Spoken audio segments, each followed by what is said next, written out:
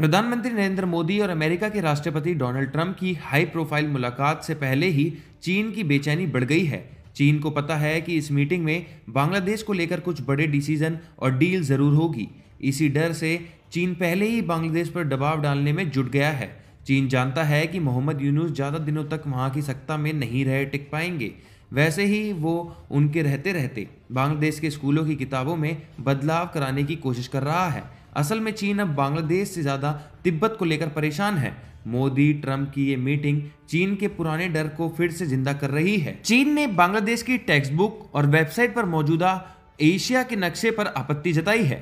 उन्होंने साफ साफ कहा है कि बांग्लादेश को अपने नक्शे में अफसाई चीन और अरुणाचल प्रदेश को चीन का हिस्सा दिखाना चाहिए। ये दोनों इलाके अभी भी भारत के नक्शे में शामिल हैं, जिससे चीन तिलमिला गया है। चीन ने बांग्लादेश से कहना शुरू कर दिया है कि अरुणाचल प्रदेश तो तिब्बत का हिस्सा है और उसे चीन के नक्शे में दिखाना चाहिए। लेकिन मजेदार बात यह है कि खुद तिब्बत पर चीन का अवैध कब्जा है। इसके बावजूद वो अरुणाचल प्रदेश को तिब्बत बता रहा है। बांग्लादेश इस स्थिति में फंस गया है।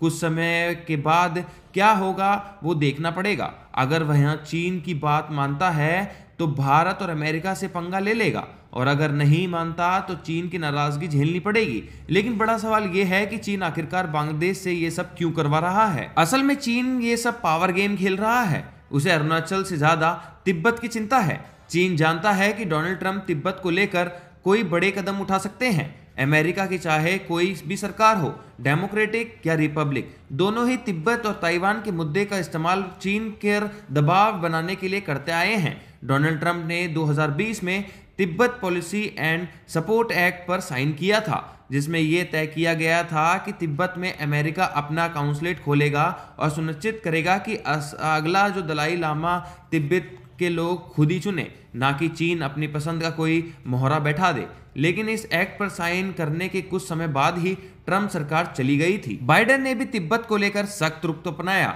और रिजॉल्व तिब्बत एक्ट पर साइन किया। उन्होंने तो नैन्सी पॉलिसी को खुद दलाई लामा से मिलने भारत भेज दिया, और यहां तक कि अमेरिका ने उनके घुटने का इलाज तक करवाया। चीन ये सब देखकर आग बबूला हो गया। अब जबकि डोनाल्ड ट्रंप दोबारा वापसी कर चुके हैं और पीएम मोदी से मुलाकात करने वाले हैं, चीन की धड़कनें तेज हो गई हैं।